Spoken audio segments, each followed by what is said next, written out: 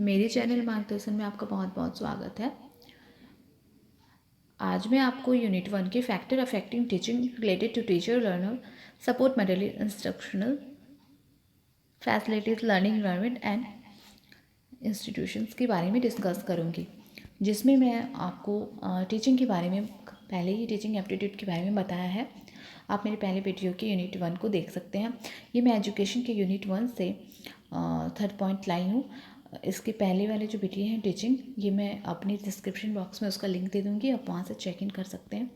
Then मैं आपको learner characteristics के बारे में भी, इसके जो सेकंड पॉइंट्स है यूनिट 1 से, वो उसको भी मैंने डिस्कस किया है, उसको भी आप वहाँ से चेक इन कर सकते हैं, जो मैं डिस्क्रिप्शन बॉक्स में आपको उसका लिंक दे दूँगी।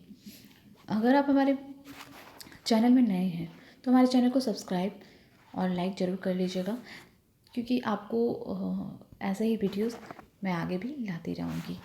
आप वीडियो अच्छी लगे तो हमारे इसे चैनल को हमारे लिंक के थ्रू आप इसे शेयर भी कर सकते हैं।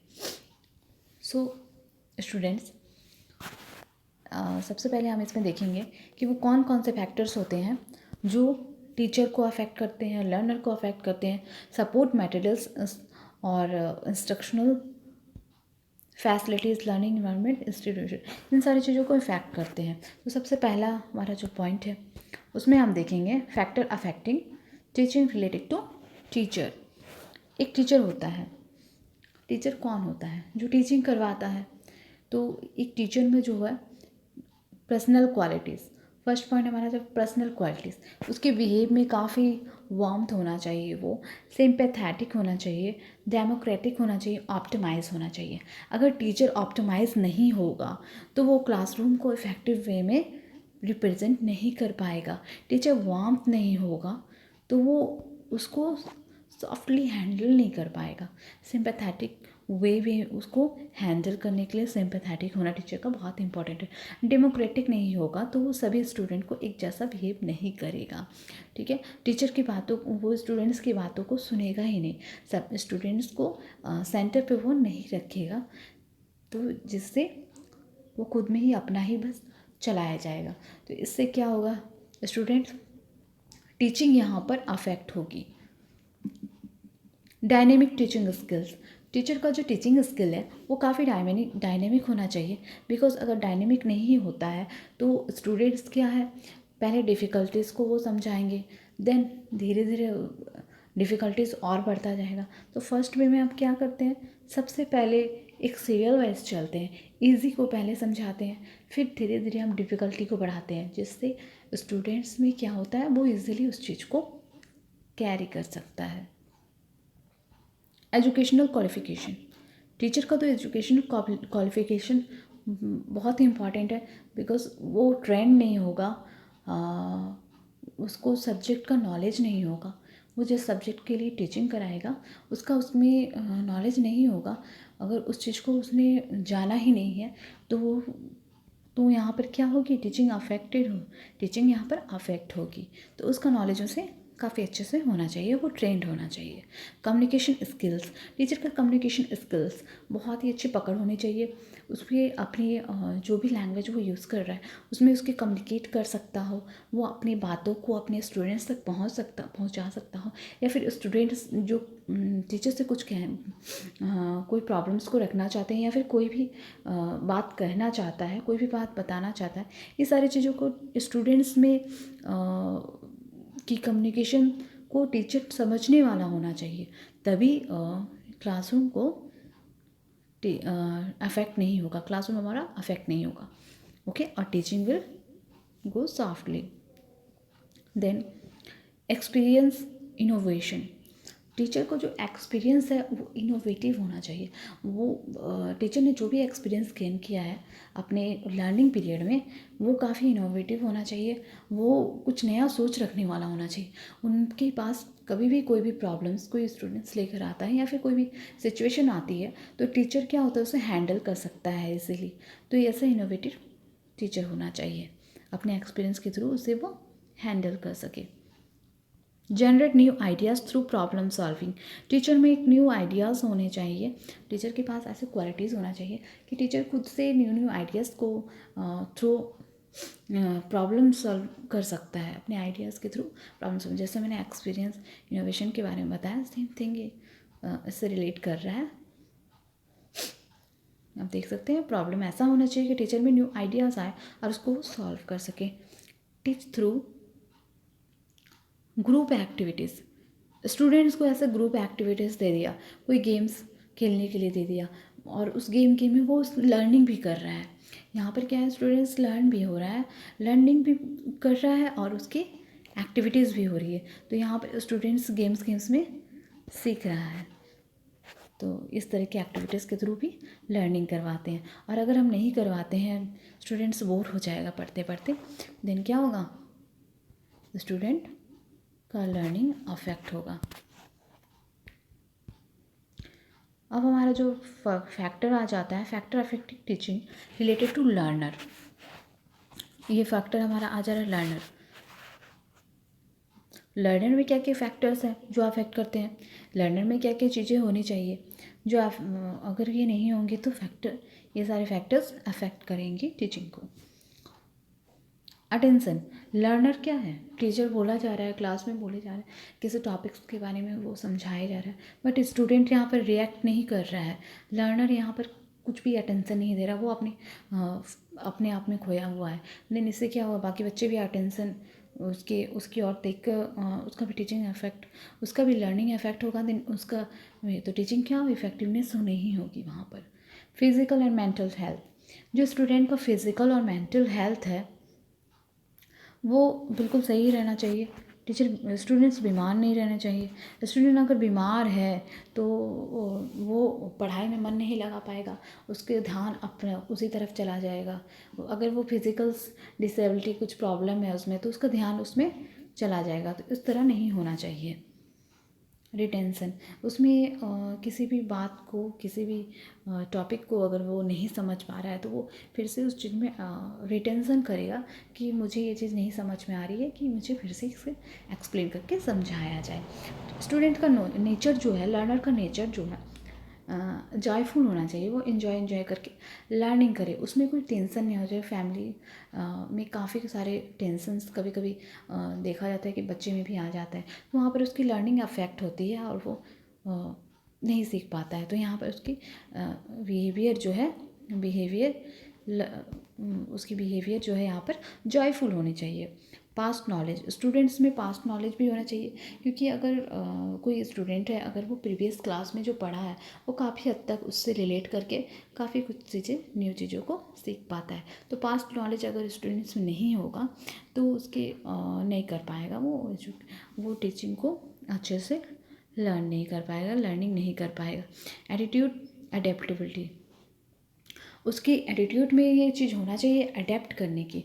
अगर वो किसी सब्जेक्ट को, किसी टॉपिक को अडेप्ट नहीं कर पा रहा है, वो उसको नहीं ले पा रहा है, उसको सीख नहीं पा रहा है, उसके रवैये ही नहीं है सीखने का, तो यहाँ पर फैक्टर अफेक्ट होगी। तो टीचर को यहाँ पर ध्यान देके उसके एटीट्यूड्स को बदलना है।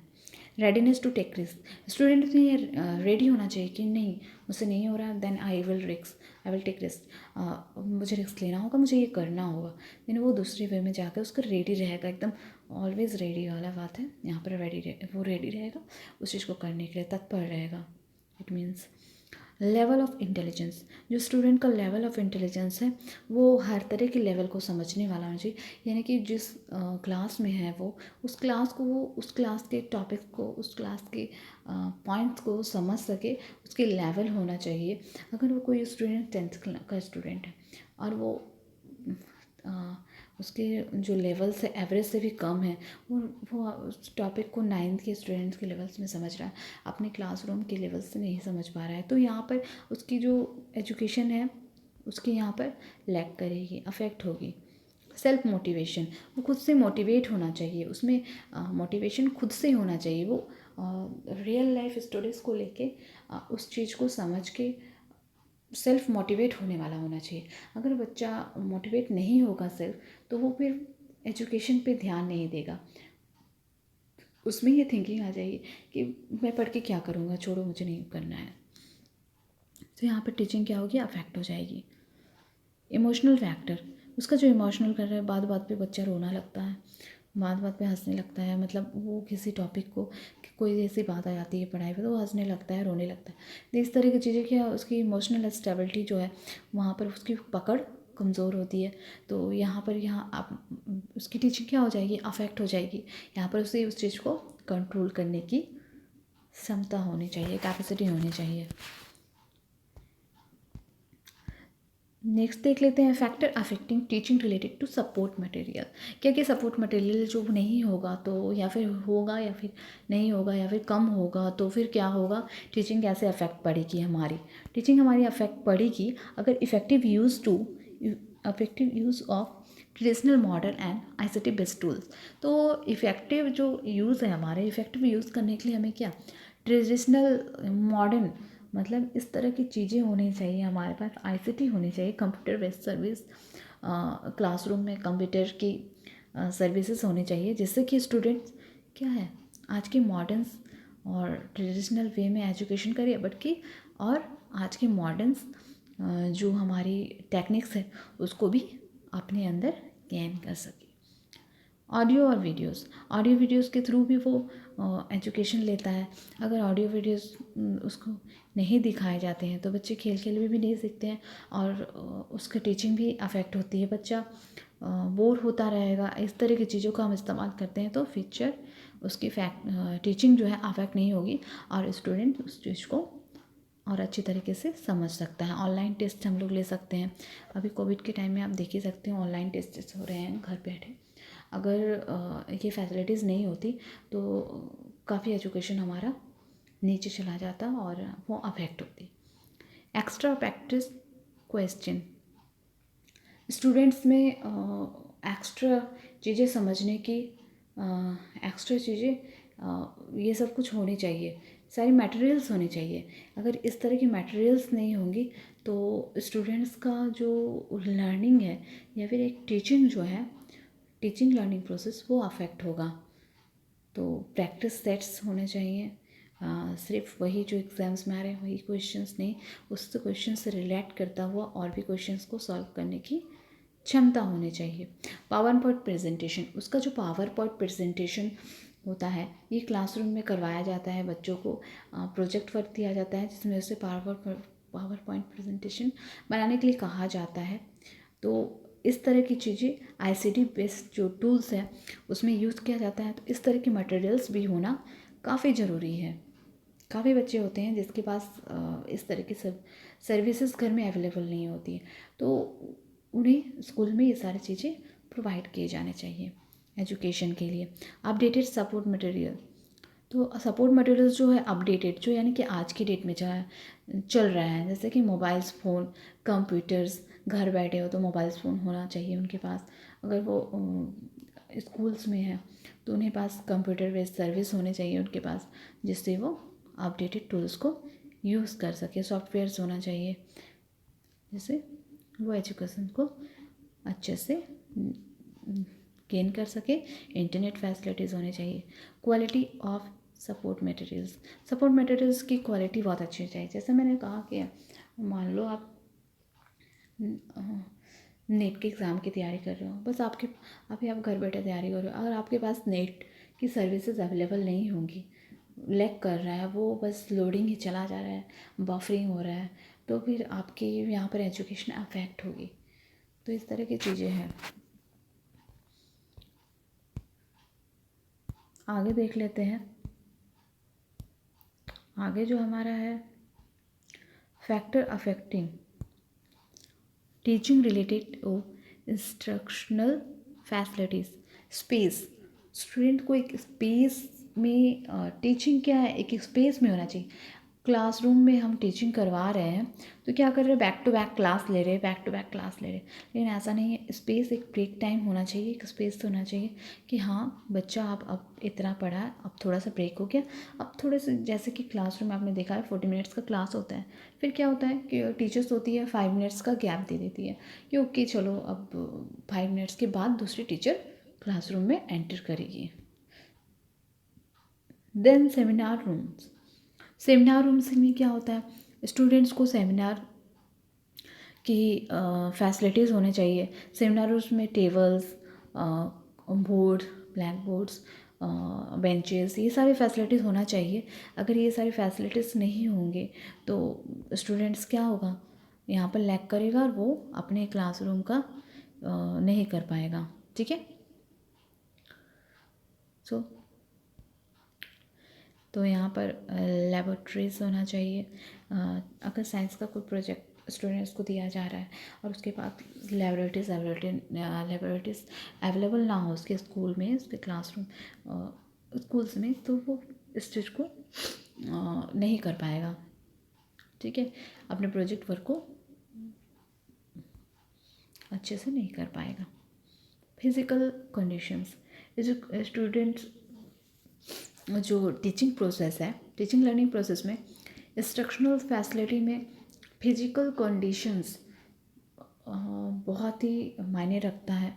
ये फिजिकल कंडीशंस की जो होती है, टीचर, लर्नर, मैंने देखा, हमने देखा, और सपोर्ट मटेरियल, तो ये हमारी क्या है, फिजिकल कंडीशंस सारी चीज़ों का अवेलेबल होना चाहिए। अगर ये नहीं होंगे तो स्टूडेंट्स यहाँ पर लर्निंग प्रोसेस अफेक्ट होंगी, टीचिंग अफेक्ट हो जाएगी। क्रिएटिव, इस तरह का इंस्ट्रक्शनल फैसिलिटी होना चाहिए कि वो काफ़ी क्रिएटिव हो, स्टूडेंट इंस्पायर हो, टीचर उसे और इफ़ेक्टिव बना सके। इस तरह की क्रिएटिव थिंग्स होने चाहिए। यूज़र फ्रेंडली फैसिलिटी ऐसा होना चाहिए कि स्टूडेंट्स को इजी वे में यूज़ कर पा रहा है। काफ़ी टफ हम उसे दे देंगे तो वो नहीं कर पाएगा। तो लाइक कंप्यूटर यूज़ करना है, हमने उसे सिखाया ही नहीं है कि वो स्टार्ट कैसे होता है, लॉग इन लॉग आउट कैसे होता है। अगर हम उन्हें नहीं बताएंगे तो वो नहीं कर पाएगा। तो उसके लिए उसे हमें यूज़र फ्रेंडली बनाना बहुत ज़रूरी है। तो यूज़र फ्रेंडली बनाना हमें बहुत ज़रूरी है। Last but not the least, okay, ये हमारे factor affecting to teacher related to learning environment and institution. तो आप देखिए फर्स्ट पॉइंट, लोकेशन। जो इन्वायरमेंट है हमारा लर्निंग, उसके लिए हमारा जो लोकेशन है वो काफ़ी सही जगह पे होना चाहिए। हम लोग कहीं बैठे हैं, बात कर रहे हैं, टीचिंग करवा रहे हैं, देन वहाँ पर इधर से आवाज़ आ रहा है, उधर से आवाज़ आ रहा है, क्लासरूम में स्टूडेंट्स बैठे हैं, उनका अटेंशन दूसरी ओर जाएगा, तो वो उसमें अफेक्ट होंगे, टीचिंग वहाँ पर अफेक्ट हो जाएगी। देन पॉलिसीज़, जो वहाँ के एजुकेशन पॉलिसीज़ हैं उस एरियाज़ के, तो वो पॉलिसीज़ क्या होने चाहिए, काफ़ी फ्रेंडली होने चाहिए। वहाँ पर इस तरह के रूल्स होने चाहिए कि टीचिंग को अफेक्ट ना कर सके। वहाँ पर ऐसे रूल्स बने होने चाहिए कि स्टूडेंट्स को हर तरह की इंडिपेंडेंसी मिले। ठीक है, रूल्स होने चाहिए, बिल्कुल टाइम को मैनेज होने चाहिए, time to time, one by one. जैसे क्लास सेटअप्स हैं तो वहाँ पर क्या होना चाहिए, बीच में एक गेम का भी पीरियड होना चाहिए, लास्ट में बच्चों में पीटी का पीरियड होना चाहिए, कुछ एंटरटेनमेंट थिंग्स भी कभी कभी करा लेना चाहिए। इस तरह की चीज़ होना चाहिए। रेपुटेशन, जो संस्था है या फिर जो स्कूल या कॉलेज जो भी है, इसमें आपका रेपुटेड होना चाहिए, वो काफ़ी मतलब कि रेपुटेड, इट मीन्स सब उस चीज़ को रेस्पेक्ट करने वाले होने चाहिए। वो रेपुटेड टाइप की चीज़ होनी चाहिए, जिससे क्या है, टीचिंग अफेक्ट नहीं होगी। इंफ्रास्ट्रक्चर्स फैसिलिटी, जो वहाँ की इंफ्रास्ट्रक्चर फैसिलिटी है, वहाँ पर जो स्ट्रक्चर्स हैं, फर्नीचर्स, बेंचेस, क्लासरूम्स, ये सब कुछ क्या हो, एकदम फैसिलिटीज़ अवेलेबल होना चाहिए, और जितनी ज़रूरत है उतना होना चाहिए, या ना कि कम हो तो वहाँ पर एजुकेशन टीचिंग अफेक्ट होगी। रिसर्च वर्क के लिए इंस्पायर करना चाहिए, बिकॉज अगर यहाँ पर रिसर्च वर्क की फैसिलिटीज़ नहीं होगी, यहाँ पर स्टूडेंट रिसर्च नहीं कर पाएगा, तो स्टूडेंट्स में क्रिएटिविटी नहीं होगी, नहीं डेवलप होगी, और वो इम्प्रूवमेंट नहीं होगा, इनोवेटिव नहीं हो पाएंगे, आगे चल के उन्हें गोल सेटिंग्स में गोल तक पहुंचने में हेल्प नहीं मिलेगी। तो यहाँ पे फैक्टर से अफेक्ट हो जाएगा टीचिंग। स्टाफ परफॉर्मेंस, वहाँ के जो स्टाफ का परफॉर्मेंस है वो काफ़ी अच्छा होना चाहिए।